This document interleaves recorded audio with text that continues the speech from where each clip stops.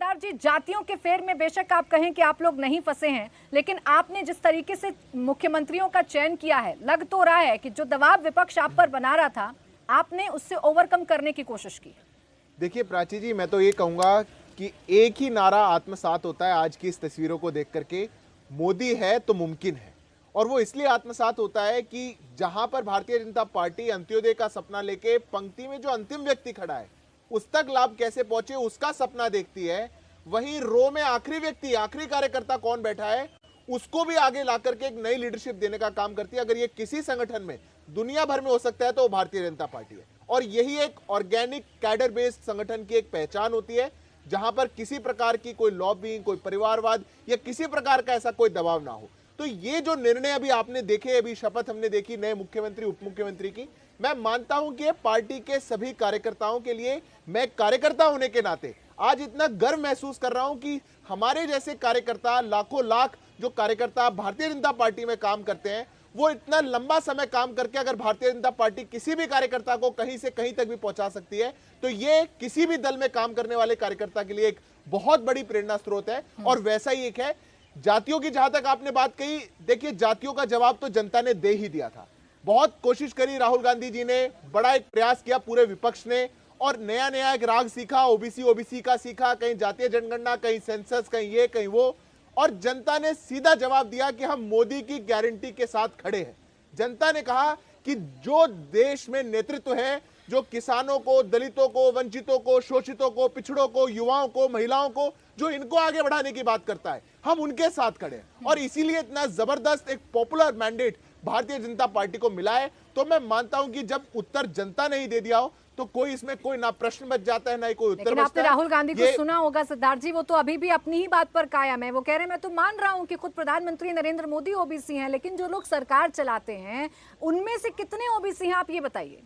नहीं, मैं तो मानता हूं प्राची जी, ये सबसे बेतुकी बात है। सरकार, अगर कोई देश का नेता ये मान ले कि देश की सरकार ब्यूरोक्रेसी चलाती है, एग्जीक्यूटिव और लेजिस्लेचर नहीं चलाते, तो उनकी बुद्धि पर क्या बात कही जाए।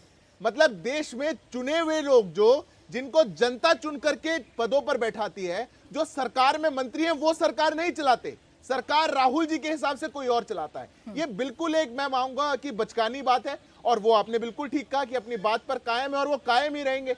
2014 से लेकर के आज तक जो दुर्गति उनकी हुई है उस पर भी वो कायम है, वो कायम ही रहेंगे आगे। उनके नेतृत्व में कांग्रेस पार्टी का क्या हाल हुआ उस पर मैं विश्लेषण नहीं करूंगा, ये उनके आत्ममंथन की बात है। पर देश को बरगलाने वाली बात या कोई ऐसी बात बोल करके आपस में एक फूट डालने वाली बात, मैं मानता हूं कि किसी भी जिम्मेदार नेता को नहीं करनी चाहिए।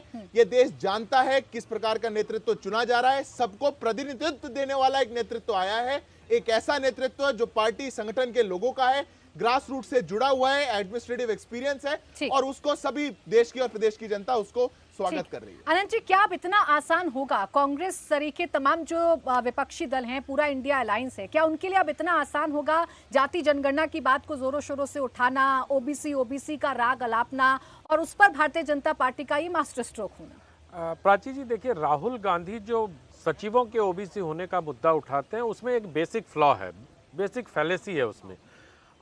अभी जो सचिव हैं वो 90, 91, 88, 89 बैच के आईएएस ऑफिसर बन रहे हैं। मंडल कमीशन कब लागू हुआ, ओबीसी को आरक्षण कब मिला, इस पर ध्यान देना होगा। वो 90, 91 के बाद मिला, तो उसके बाद 92, 93 बैच के आईएएस ऑफिसर बन रहे हैं। अभी जब सेक्रेटरी बनेंगे तब उनका ये प्रश्न वाजिब होता है। अभी तो पता नहीं क्यों वो पिछले साल भर से इस मूलभूत सवाल को नहीं समझ पा रहे हैं कि जब से आरक्षण लागू हुआ उसके बाद के बैच के जो सेक्रेटरी लोग अभी बन नहीं पाए हैं, तो उनको सेक्रेटरी को छोड़ के थोड़ा ज्वाइंट सेक्रेटरी और एडिशनल सेक्रेटरी का भी आकलन अपनी टीम से करवाना चाहिए। दूसरी बात, आपने इंडिया अलायंस की पूछी, तो मुझे लगता है कि ये जो INDI ये अलायंस था, ये अभी तक प्राची जी सिर्फ 2-2.5 दिन काम किया है। इन्होंने 1-2 बैठकें हुई हैं और अब लगातार बैठक होने का प्रयास किया जा रहा है। अब सुनने में आ रहा है कि 16 दिसंबर को उनकी बैठक होगी। मुझे तो लगता है कि INDI गठबंधन में अभी इतनी इशूज़ हैं अभी उनके सामने न उनका कोई विजन है, न कोई डंडा है, न कोई झंडा है, न कोई कार्यक्रम है, न कोई कॉमन मिनिमम प्रोग्राम बनाया है उन्होंने। और एक के सामने एक खड़े करने की बातें बहुत अच्छी लगती है सुनने में, लेकिन इसी गठबंधन के इसी विधानसभा चुनाव में आपने देखा कि अखिलेश जी में और कांग्रेस में क्या रहा। आज ही के समाचार पत्रों में नीतीश कुमार की पार्टी के मुख्य महासचिव केसी त्यागी का एक बयान छपा है, जिसमें वो कह रहे हैं कि अगर मध्य प्रदेश और छत्तीसगढ़ में कांग्रेस हमारा सहयोग ले लेती तो उनके परिणाम अच्छे हो सकते थे। हो सकता है ये दूर की कौड़ी लगे कांग्रेस पार्टी को, लेकिन मैं तो इस आधार पे कह रहा हूं कि पार्टियों के बीच जो मतभिन्नता की स्थिति है, जो इनका अलग अलग सोच है, उसके बारे में उनको विचार करना चाहिए। अगर इन सब को समग्रता के परिप्रेक्ष्य में समझने का प्रयास करेंगे तो मुझे लगता है कि INDAI की राह अभी बहुत कठिन है, और आने वाले दिनों में सबको एक साथ जोड़ना और एक मुद्दे पर ले जाना 3 महीने में लगभग नामुमकिन है। तो मुझे लगता है कि INDA बनने के पहले कहीं बिखर न जाए।